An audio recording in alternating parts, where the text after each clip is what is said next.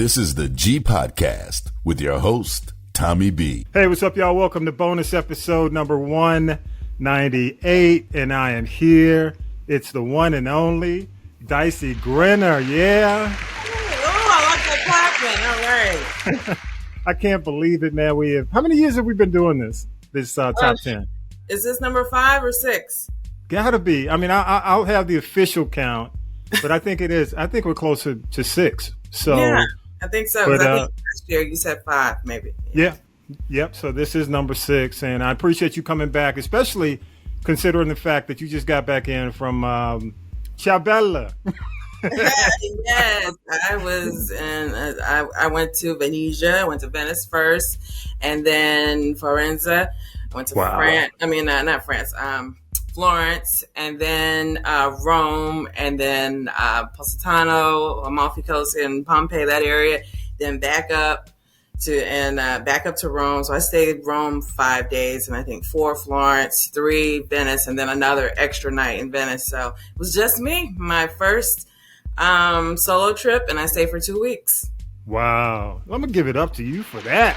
Yeah, I mean, I just had a ball. Like, I wasn't going to parties or anything. I'm not interested in doing the nightlife thing. I wasn't even doing any shopping. It was just all sightseeing. You know, I'm a visual person. These are places that I dreamed about being. I watch on TV all the time. I read about. So it was just amazing to be there, you know, to see the opulence of the Vatican and stuff like that. I just loved it. Yes. So did you get any narcoleptic vampire inspiration while you were there?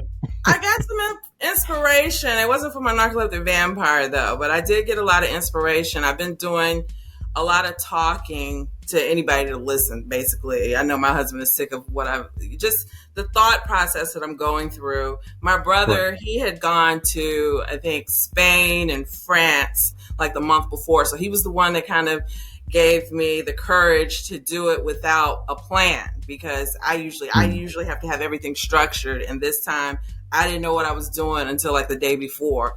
And then I started booking all sorts of excursions. Also, I did a lot of walking tours, day tours and stuff like that. Oh. And so, but he gave me the courage to just do it without having to have everything pre-planned. Like, just go and just enjoy yourself, do what it is you want to do without being so structured. And so I was going back and forth with him a lot, and all the different thoughts that I had, and just kind of, you know, just processing what it is that I was feeling. Because, and to give you an example, like one of the times I'm thinking, man, this is like a waste. Like, it's so much that it's wasteful, right? And then I had to come right back around and be like, I'm looking at people and they are loving it. They're loving it. This is inspiration. It's great to see how the arts are so respected and so revered in that area, in Florence and in Rome. And then looking at the structure, like that is art everywhere. And how the whole city is carved out on the coast, you know, on Positano, it's carved out of rock and out of the mountains. Like, that is just a beautiful scenery, and being in that environment is just inspiring. So it's not a waste. It's not a waste. Because people see the value in it. They're getting value in it. Like, if you build it, they will come.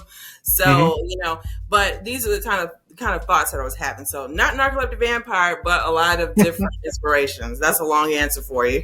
No, good stuff. I mean, I can imagine. I mean, if I'm in, like, seeing all the, what do you call it, antiquities, yes, and all that old art, man, I would be thinking Exorcist, but, but you know, we'll get into that. Yes, and I watch Haunting in Venice, like, before. Okay, yeah. So when I'm there in Venice, I'm talking to them about, like, the ghost stories and stuff. Like, I want to get all into that. I didn't get around to taking a ghost tour. That was something that I wanted to do, but I just got busy doing everything else, and so I didn't come back and do that. But with my walking tour guide through Venice, I did ask her about some of that, and everywhere that I went, I asked them about some ghost stories and stuff.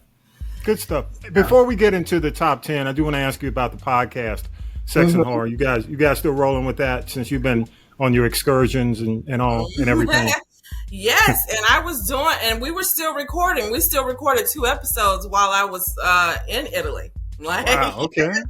Yes, I Go just had ahead. to factor it for 7 hours ahead, but we still kept the calendar rolling. We're in our 5th season. It's been, I mean, it's been a whirlwind, you know, like, I don't think we've probably been as consistent as you have been. Like, we've missed, you know, some weeks here and there, but it's still been exciting. We're still talking about things we enjoy talking about. So it's still fun, but we don't take it so seriously that it's, like it's a job, like it's a work, like it has to be this way or it's not. We keep it fun. So whatever we get to, whatever we don't, oh well. Yeah. Hey, you know what? Same thing.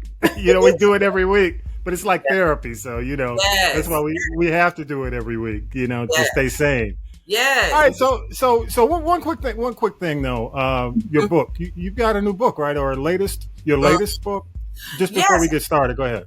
I do. I have Demented Dimensions Part 1. Now, Tommy B, I have been so bad about getting stuff out because I've been working a lot. You know, that's always my story. I got a lot of different irons in the fire. But particularly, I have like over 30 short stories that I've been posting on Patreon over the past few years. A lot of them are erotic short horror stories. So I pulled a lot of them out and I started editing them, you know, for public consumption. So I was going to do it in 3 parts for 666. So you have 6 stories in part 1, 6 stories in part 2, 6 stories in part 3. I have part 1 available, and I have had so many opportunities to have part 2 and part 3 available, but I just been busy doing other stuff. So I'll get back to it when I get back to it. But you got to do it when you feel it. Yes. So yeah, I get that. And one last thing, and then we'll get into the top 10 with the Hollywood writers thing that's been going on, the strike. I know the writer side is done. The actor side still kind of negotiating as we tape this. And you were doing some screenwriting. Any effect on you in terms of? It doesn't affect me at all. I'm not. I'm not in a union. I do support unions, but I'm not in a union, and I'm not scabbing either because I have my own production company. Spicy Dicey Productions is a thing. So I act independently. So whatever I do, I'm still doing under my own independent umbrella. So it doesn't affect me at all, and I'm been watching it very closely to see how it is affecting everybody else. You know, in the industry, it's almost like the industry kind of imploded because of, you know, people being without jobs for a while. There have been a lot of things that I've been watching, like how these deals have been coming across, how the writers' rooms shrank. And then, so they were making a lot less. They weren't able to get insurance and stuff like that. So it's interesting to see how that develops. But then also AI has come on. And so that's been some issues. So I've been watching it just because I'm a nerd like that. And I like to know have a pulse on what's going on. But it doesn't really affect me. Not really. Got you. I got you. All right, let's go ahead and do it. Let's go ahead and get into the top 10. And you know, I did not prep with you at all other than asking you, what should I look at? So this is going to be a surprise for me. Yeah. And honestly, I'm excited about it. I've got some things that excited me, and hopefully you include them on the list. So okay. I'm going to let you roll. What you got? All right, let's do it. Now, the first one is going to surprise you. Oh. All right, so the first one is Haunted Mansion. These are kind of in order though. So it is like on the bottom of my list, but I want it to be on my list. There's probably something that should be on there that's not on there because I'm putting Haunted Mansion. But it's because I want to see more of this. We have Lakeith Stanfield, who is hot as hell, and he is a fantastic actor. He is bringing some darkness. I don't really know his story, but you can tell there's some darkness that he is tapping into and that he is bringing on screen, and I want to see more of that. He should be a leading man. He's destined to be a leading man. I'm very happy to see him leading this movie. This is a remake, as you know, of a 2003 movie with Eddie Murphy. So, like, if we're going to have all these other Hollywood remakes, let's remake some of these too. I liked it because it's funny.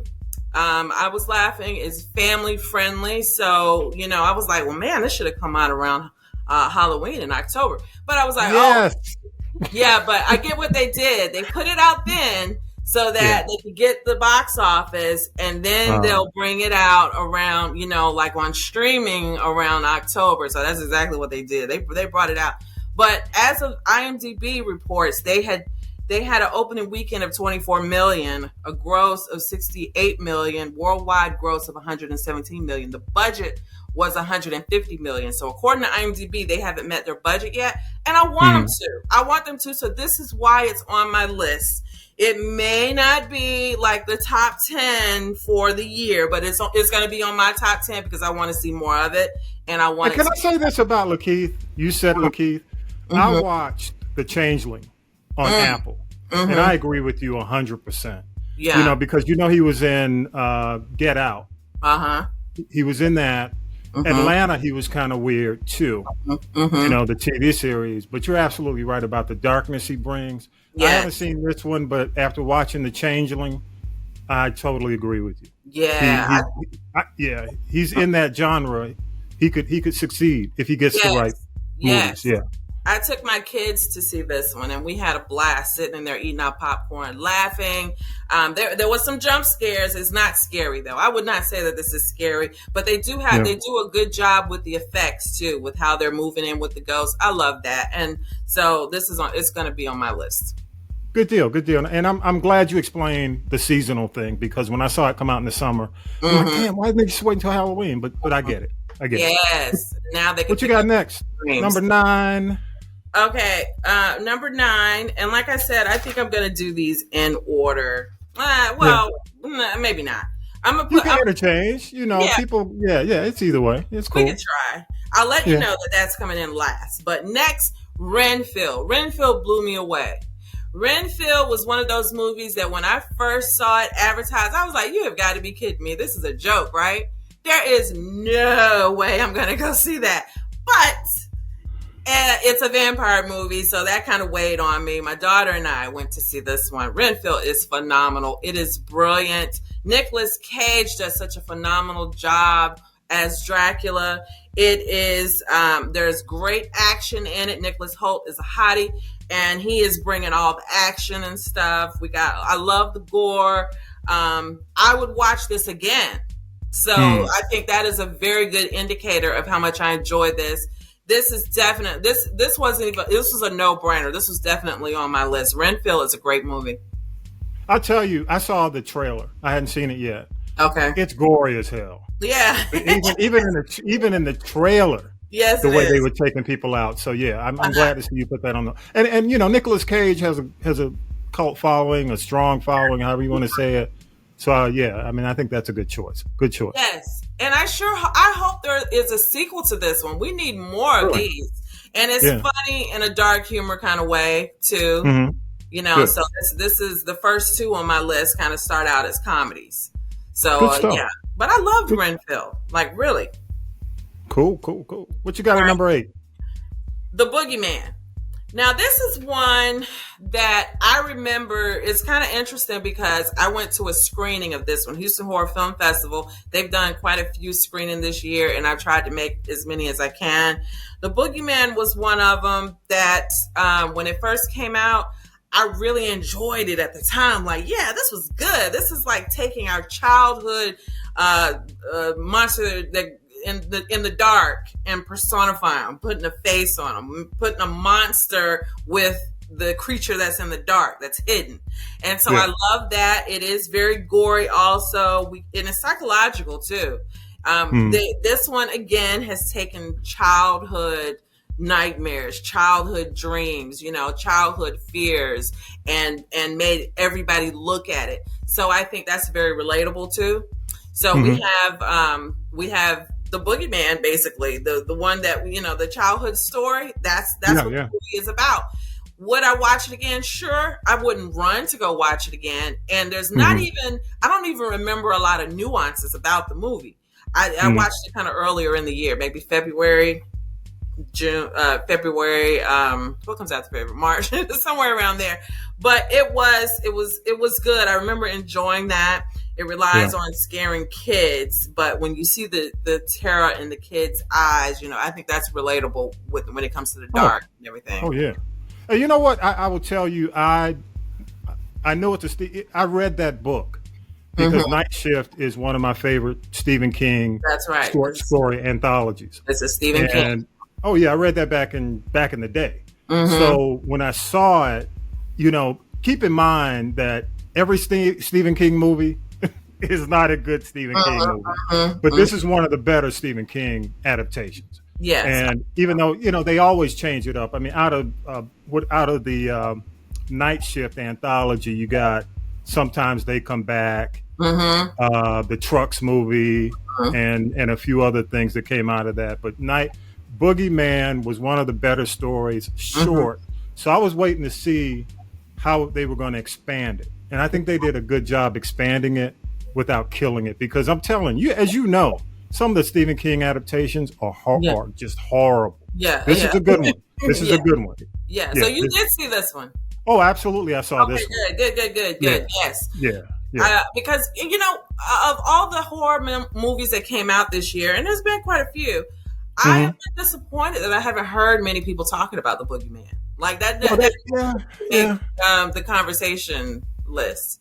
And I think it's the timing. It came out, like you said, like at the early part of the season when, it's kind of quiet. Right. So I think the timing killed it. That's true. If anything, plus with all the strike stuff going on, that's got buried. Yep. So anybody watching this, check out The Boogeyman if you like horror, because it is actually pretty good. Yeah, it's on streaming too. I think it's on Hulu currently. So you can check it out. Yep. What you got at number 7?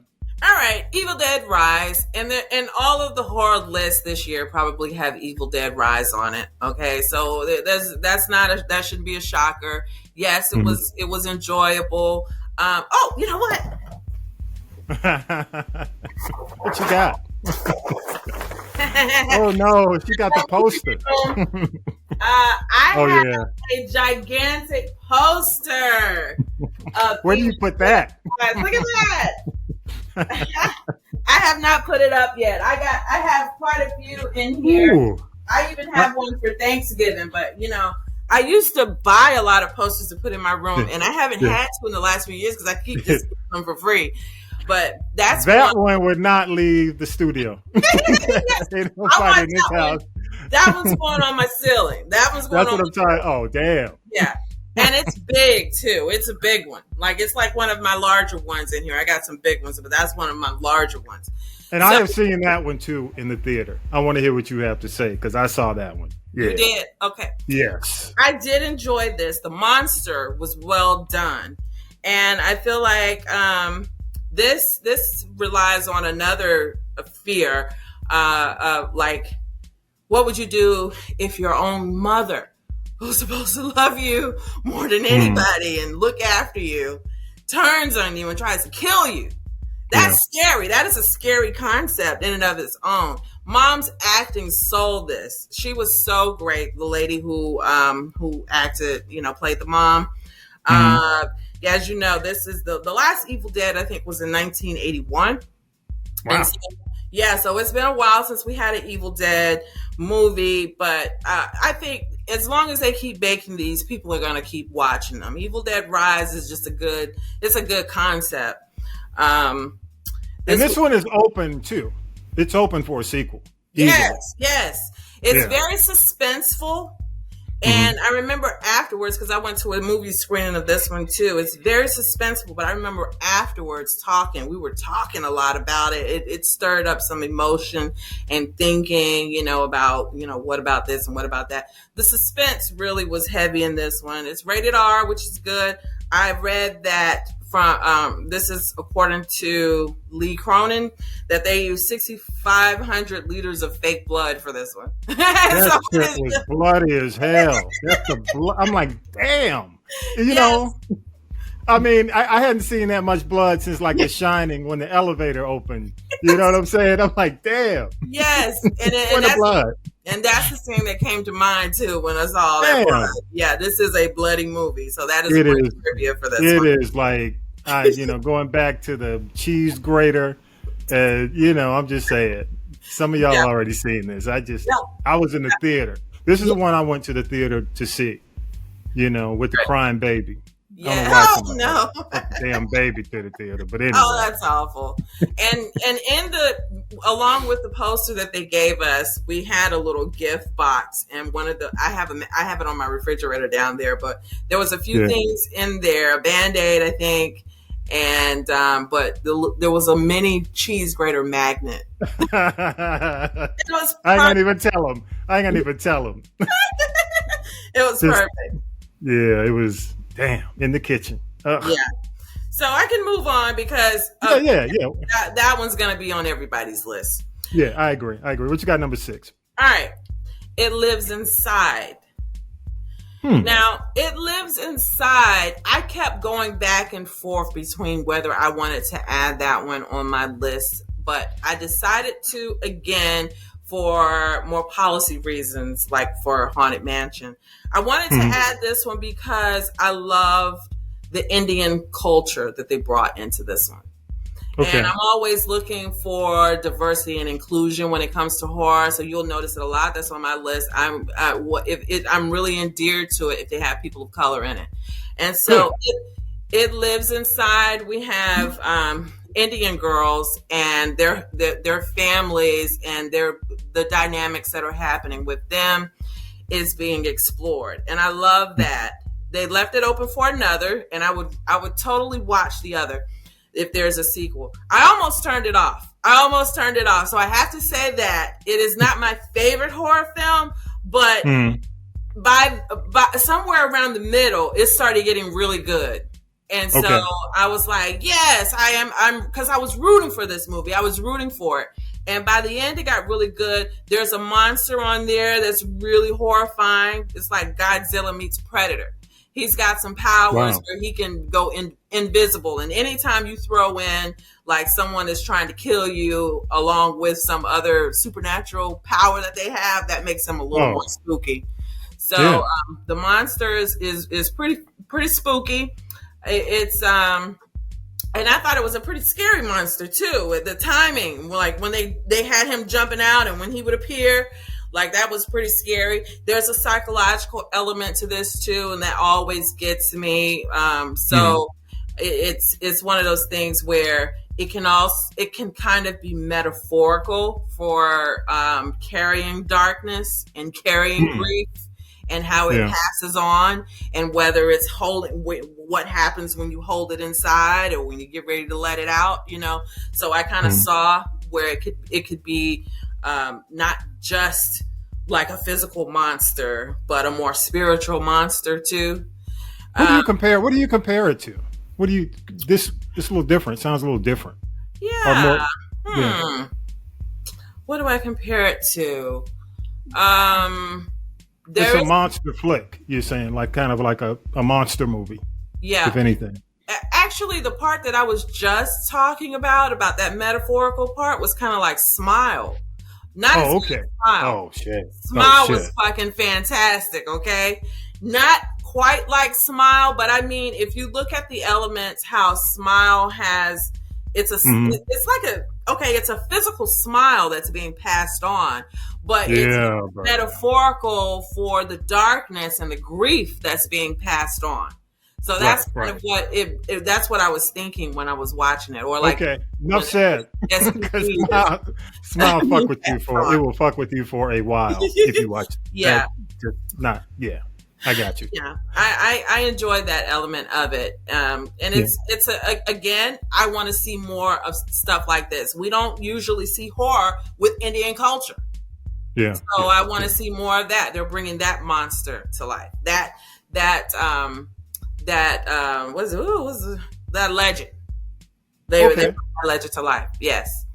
So, do you know how can people find that? Is it streaming now or? Yes, this one is. I need to check that out. Let me see. This one is on Hulu. Let me look it up real fast. Okay. You can check it. Because I remember, I think it was like Humanoids of the Deep back in the day, some of the old school where the Indians were involved with, or was it the movie with Sarah Ann and the neighborhood on the Indian burial grounds? Remember that? Poltergeist. Yes. You know what I'm saying? But yeah, I'm glad to see, that's included. So Yeah. we'll find it. We'll find Not it. Hulu. Yeah. I meant Prime. I looked it up. Oh, it's on Prime. Okay. Yeah. Definitely, I'll check that. I got to check these out. Definitely got to check that out. Cool. The next one that's on my list is the one that you mentioned to me. You asked if I had seen No One Will Save You. And at the time I hadn't, but I decided to look for it. Now, No One Can Save You. I mean, there were moments that really scared me. And I don't feel that often. Yeah. There were moments, and I don't mean just jump scares, but there were moments where, and I don't want to say scared, but I mean, it got my blood pumping. It got me like, like, oh my goodness, what's happening? And most of the time I'm sitting calm and still. I'm not really bothered.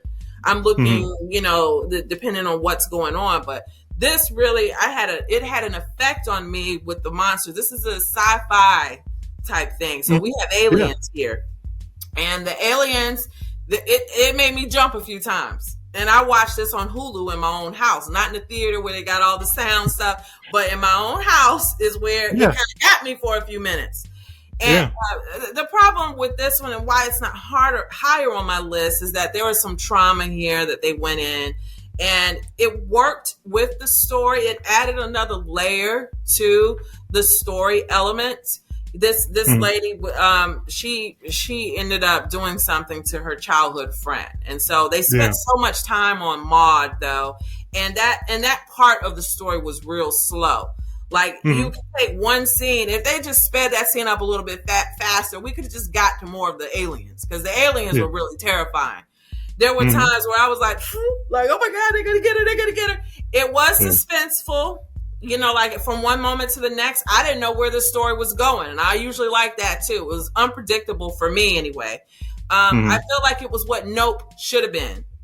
When they had the saucers coming down, I felt like Nope was not really, it didn't cross into horror. Like I'm not even saying that that's what they intended to do, but that's what everybody kind of made it out like it was supposed to do. I love the concept also that the aliens can kind of fix us. You know what I mean? Like there's a part. So you didn't watch it? Oh, I watched it. Oh, you did? Oh, okay.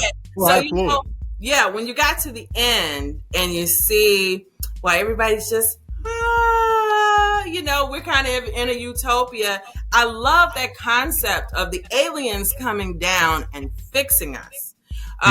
So in the beginning, I was like, she is terrified of this alien, as I would be too. Anybody would be terrified, but it was coming from a place of the unknown. We don't know what this thing's purpose is, what their motivation is, but they're in my house right now. We don't know, so that would scare anyone.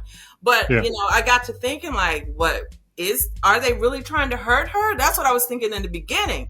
Like, I didn't get the feeling that the thing was trying to hurt her, but it was scary. You have a door here, and then the claw starts coming across like that. Man, that would have scared the bejesus out of me. I would have been terrified. And those are the moments, and I thought the actress did such a great job, because when she was shaking and terrified, so was I.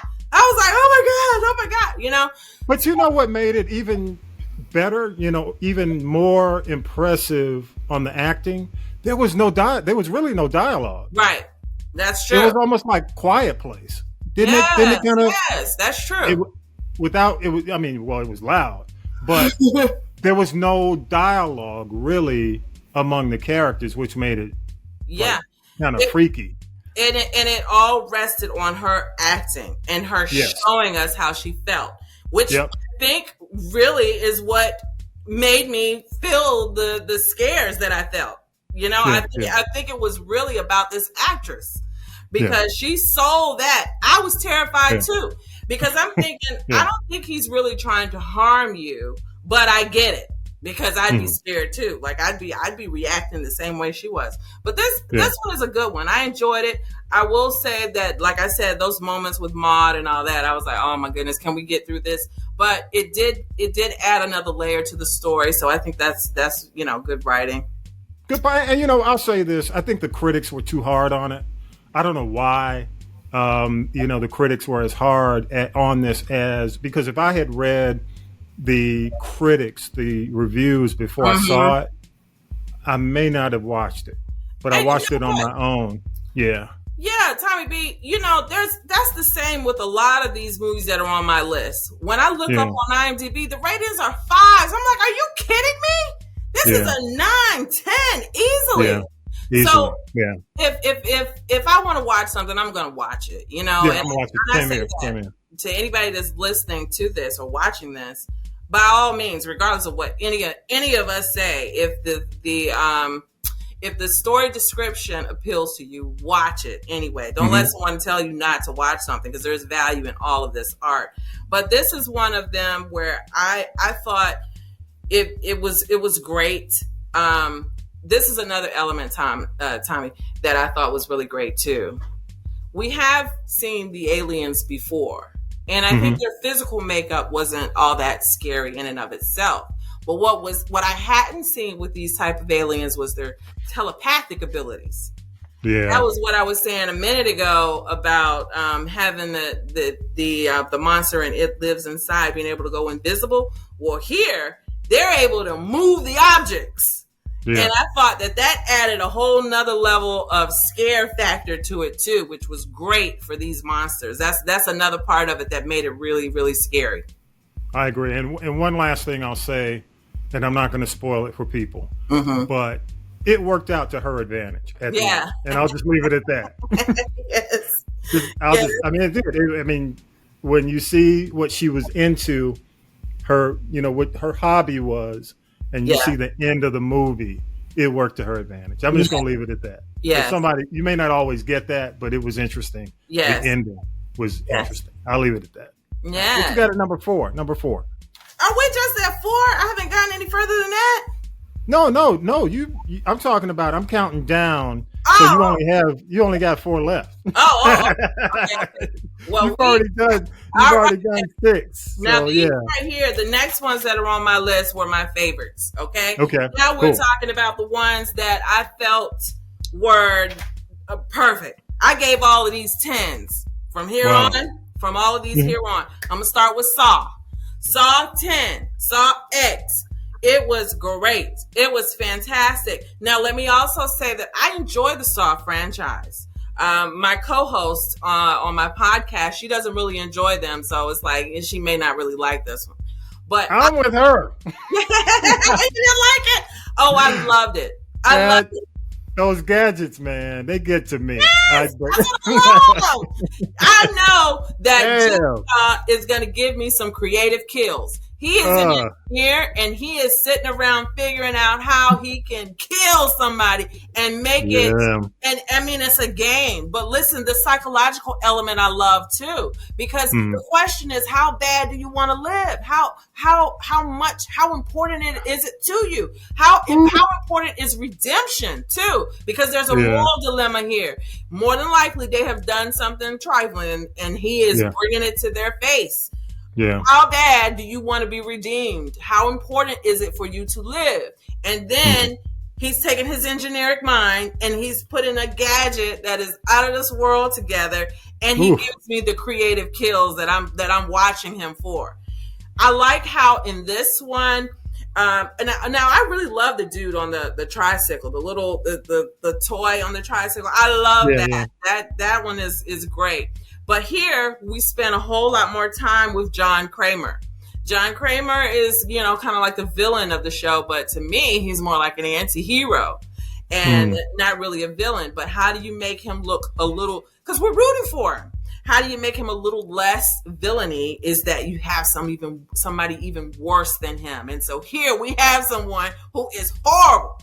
This character, I'm not going to say who, but this character is so bad that they make John Kramer, who is effectively putting these contraptions on them that could kill them. That villain is making John Kramer look even better. And the dude who never dies.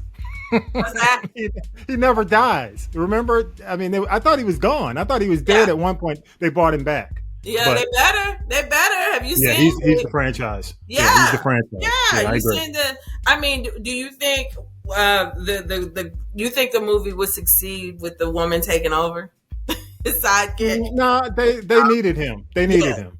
That's when what I saw him. When I saw him, no pun intended, in the trailer, I said, okay, this is gonna be a winner. This is gonna be a winner. That's right. It's not gonna survive with just her, even though he's kind of like that's his second in command. Kind of pass the baton to her. But no, not really. You need to stick around if we're gonna continue to make the big bucks off this movie. So I loved it, and I'm here for all of them that they come out with. Okay, cool. All right, what you got next? Your top 4 100 ends. What's next? Talk to me.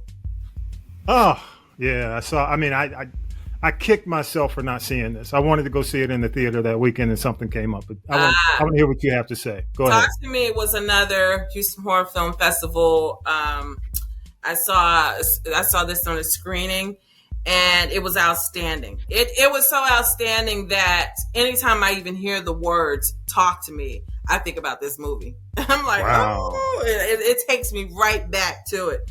It's an Australian movie. We have a Black female lead. Yeah, I loved it, and I'm gonna tell you the part that's most terrifying to me about this movie is the loop. There is a loop. And by anytime there's a movie that shows that I don't see the end of this horror, that is the scary part to me. Like, it's like, oh my goodness, we just gonna keep going and going and going with this. But it also lets me know there can be a Talk to Me 2, 3, 4, 5. You know what I'm saying? Yeah. Well, they've been talking about a franchise because it did so well. Yes. Wow. This is a win. That's all I got to say about this. But I will say also, this is the reason why kids don't need to be playing around with stuff they don't know. You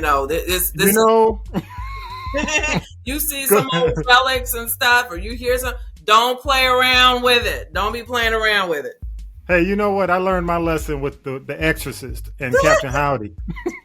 Captain Howdy, no Ouija, put through that Ouija board in the trash can. Don't play. Don't be play. Playing. You don't know what you're doing. That's right. Yeah, this one's real bad. So what you got next? Talk to me. I definitely got to see it. By the way, is Talk to Me out on streaming yet? Has it come out yet on digital? I'm not sure. I don't know. Okay, but I'll look into it. I'll check, and I'll put it in the notes. You know what? This one is so intense. Also, Tommy B. I'm not so sure I would want to watch it again, though. I would say that. It's intense. That's intense. It's intense, and it's kind of it kind of affected me in the sense that I was more stressed than I was entertained in some ways, which is good for horror. I'm okay with that, but like, I'm not so sure I want to go back through that again. Okay, well, I got to check that out then. Yeah. Damn it scared you. Yeah, it was intense. Okay. All right. Now, my last two, and of course I got my honorable mentions, but my last two, I am not sure which one should be number one for me. So, but I'll tell it in this order. The Nun 2 was one of my favorites. And I know that there is some, that's a controversial statement. Like people either loved it or hated it. The Nun, if you enjoyed the first one, then you're going to love the second one because this was bringing it. When I watched this one, I was just thinking, man, they upped the ante. So it's like we don't just have the Nun on at some point we had 3 or 4 different monsters going on at the same time. Now, are they all controlled by the same demon? I don't know. I'm not sure about that. I don't know if it's different demons going on or if the power of this one that is personified in the Nun is also controlling these other things that are going on. But baby, at the time that everything is coming to a head, you got these 3, 4 different threats going on at once. It was like, whoa, like it's hard to even breathe. I loved the cinematic part of it. It was so dark, and you could feel the darkness off the screen in this scene. We were talking on the podcast about that. Like looking at this, like there's a lot of movies that may have a dark tint, and it's like you're having trouble seeing, like actually seeing stuff. This felt dark to me. Wow. Like I could feel it. And I remember seeing in my feed that this was really filmed in an old abandoned French church. Did this come out of The Conjuring? Yes, this is a Conjuring. This is in the Conjuring universe. Yes. Okay, that's what I thought. Yes. The second one. Yes. Right. The second one. Now, the first one was just okay, but I was really excited about seeing this one. And I'm glad I did. And the reason why they appeal to me so much is because of my own religious, background. So anything that has some sort of religious element to it is going to draw me in already. I'm already paying attention to that. So I'm invested when it has that element in it already anyway. I was glad to see that we got a chance to see what happened to Maurice in this one. He was in the first one. And this was the setting of this is from 1956 France. 1956 in France. So, like, even when I was in Italy, I was thinking about how old everything is. Like, there's a lot of history there. That's the kind of history we don't have here in the U.S. So, not that 1956 is that old, but I mean, the settings, like where they're able to film, they have that, and I just felt like you could feel it. Let's see. All right, what you got next? This is it. This is the biggie, right? Yeah, this is the last one before my honorable mentions. But this one is going to be right up there with The Nun, and for the same reasons. The Exorcist, Believer. It's right. It's the same because I'm getting the same thing. I get the religious bent. They have upped the ante. So I know if you can see from the trailer, we don't have just one girl that's possessed now. We have two. Ooh. We got two girls. And we got a black girl and a black dad. So I was like, yes, I'm here for it. I love how they brought in the Haitian spirituality. They brought in the Christian with the white friend, her girl. They brought that in. Then we also have the Catholicism and the priests. You know what I mean? So we have a whole lot of different ones. And I loved how they had to all come together for this because we got two going on at the same time. Again, I'm not sure if we got one demon controlling both or if there are two different. Well, actually, yes, I do. I think I'm for sure it was one. I just thought about this scene at the end. But we have, I love how they had to converge the religions, but they were able to still practice in their own way, even though they were questioning what everybody was doing. It's going to take all of y'all to come together to have your beliefs.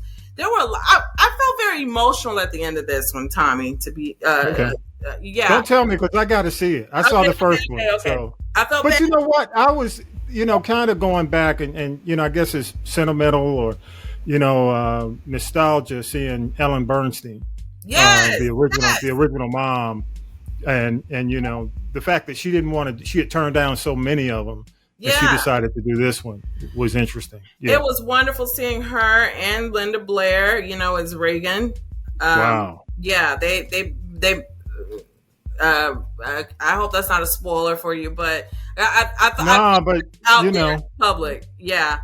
But it was good to see how they wove that story in. It was visually stunning. The girls, they were scary. The girls, when they were possessed, they acted their asses off because when she was walking into that church in the trailer, I was like, "Oh damn." Oh, I was hollering at that part because I was like, I put up in that church and I was laughing. But the idea of suffering but keeping going in life was pretty interesting to me. Like there was some things that I had to sit and think about for a little bit, just about life in general. About how we go through all these things, but the objective is to keep going. Gotcha. I got to see it. It's on my list, and I'm kicking myself that I haven't seen it, but it gives me incentive. As we tape this, we're a week out from the Halloween holiday, so I do plan on seeing it before then. Okay. Yeah. I enjoyed The Exorcist, and actually I missed it. I just recently caught it. I didn't watch it when it first came out because I've just been busy.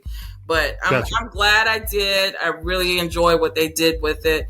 if they put more of these out, I'm going to watch all of these. I enjoyed these two better than The Pope's Exorcist. The Pope's Exorcist did not. I was going to ask you about that. Yeah. That did not make my list because there were a lot of things on there where I was kind of like, really though? Really? And I mean, The Nun 2 and The Exorcist brought that possession element so strong that I felt like it just made that one. It showed that one up a little bit too much. Yeah. It showed. What's his name? The actor Crowe. Russell Crowe. Yeah, Russell Crowe. You always felt like Russell Crowe was going to pull it out. You know what I'm saying? Yeah. Throughout, and he always had a funny line, so you always kind of felt like, nothing's going to happen to Russell Crowe. Yeah. You know. And they went somewhere really weird at the end. It just kind of fell apart to me at the end. Yeah, I agree. And even if you have a slow beginning or there's some parts in the middle or the beginning that don't work out, that ending better become strong for me. It's got to all tie in. It's got to all go well. And I felt The Pope's Exorcist just kind of crashed and dived towards the end.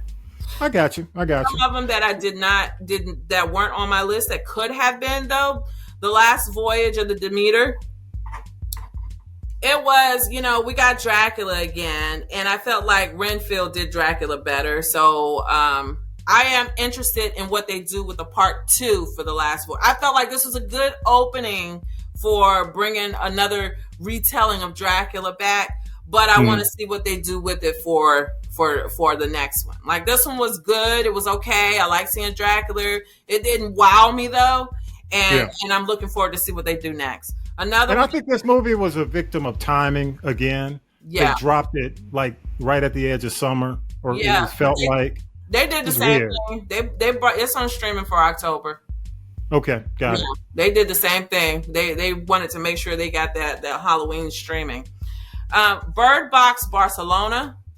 Now, the reason I didn't add this to my list is because we already had a Bird Box. And so in that regard, it's not new. It's not fresh. We've already seen it. But Barcelona version, my kids watched this with me. They thought it was scary. So they felt like it was much scarier than the first Bird Box. So, there was some elements of it that I really enjoyed. It was done. It was very well done. Bird Box Barcelona could have made it on my list. I probably would have put it in the place of It Lives Inside, or kind of right there together. The Blackening. I enjoyed The Blackening. The Blackening would have been right there with The Haunted Mansion in terms of good and funny and horror. It's not, it's not fantastic, but it is watchable. And then there's one that is called Nowhere. Nowhere is not, it's more like a thriller. It's not even a horror film. But listen, you remember when I talk about A Quiet Place and I talk about when a woman's pregnant, how vulnerable that is and how scary of a situation that is to me? Well, that's where they go in Nowhere. And I found it terrifying. Even though it's not a horror movie, it's a thriller and it is a survival movie. This woman is doing everything she can to survive in a tanker, in a container in the middle of the ocean. It is a horror movie to me. It is horrifying. Yes. Yeah. And okay, so time to round out, I will say this. I have not watched The Fall of the House of Usher yet. Oh, okay. I have. And I know that if I had watched it, it would be on my list. Because we have loved anything that Mike Flanagan has put out. Okay? So that's why I got to say I haven't seen it yet. Let me tell you, because you and I talked about, what was it, Midnight Mass? Yes. And I thought Midnight Mass was one of the best Netflix series that I had watched in a long time or ever watched. Yes. And it's not as I would probably say not as good or great as Midnight Mass, but it is very good. Okay. I recommended it. And I'm kind of a American lit nut. Yeah. Poe, I studied. Yeah. So, seeing how he played around with the Edgar Allan Poe stuff and still keeping it modern. So, you don't lose people. It doesn't become this whole gothic thing, but it still has gothic elements. I thought it was great. I mean, I'm telling you, Flanagan is the new Stephen King. Uh-huh. Stephen King is Stephen King, but Stephen King's generation is starting to fade. And I think, Flanagan, I haven't seen Bly Manor and I haven't seen The Haunting of Hill. I love those are the ones I got to go back. I got to go back and see them. Yeah, so I know I'm going to enjoy this, and that's why I have to mention it. It's not on my list only because I have not watched it, so I can't say, but I know that it probably should be. But I'm telling you, it was impressive. It was. Because I wasn't going to watch it. I said, everybody's played around with Edgar Allan Poe and tried to do, But when I really watched it, it took me to a place I didn't expect. Oh yeah, I'm going to watch that for sure. The second one that I haven't seen, and this is where I end, but I have already heard about it, and I was supposed to watch it. The Houston Horror Film Festival had a screening for it, and I was going, and I got tickets for the screening, but then I also had my flight to Italy then, and so I ended up not seeing it, and I couldn't find it anywhere.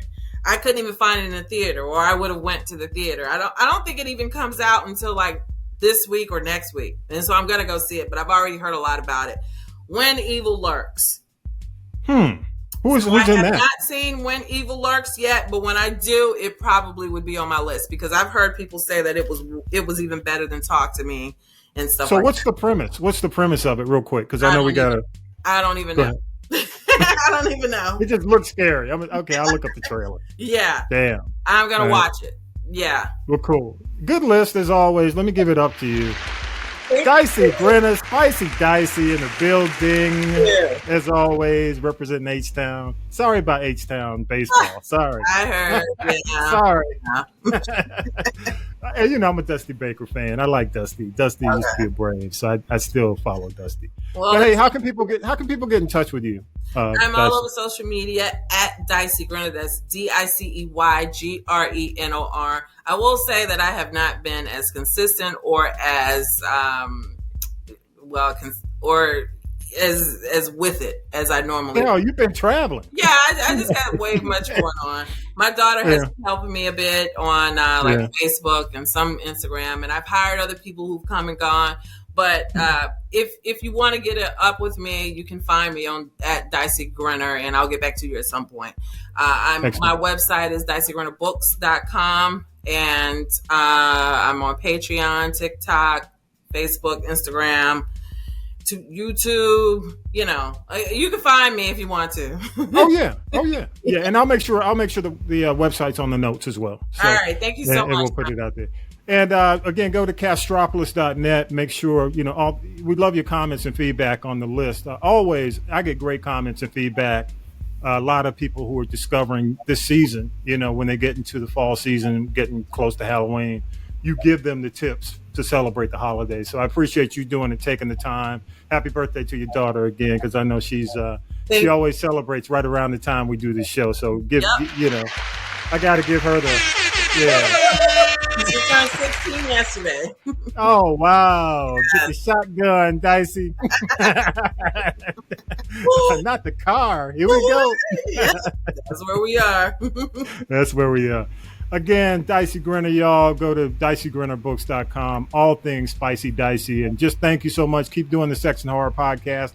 Got to come back and do something like normal. We got to talk about the sex side. How about that? I'd love to. We'll get you on because, we did that before. I got to get you back on here. But thank you, Dicey. Have a great evening. Absolutely. Appreciate you so much. Thanks for having me.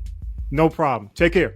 Bye. You've been listening to This is the G Podcast. This is the G Podcast is a production of the Castropolis Podcast Network. Thanks for listening.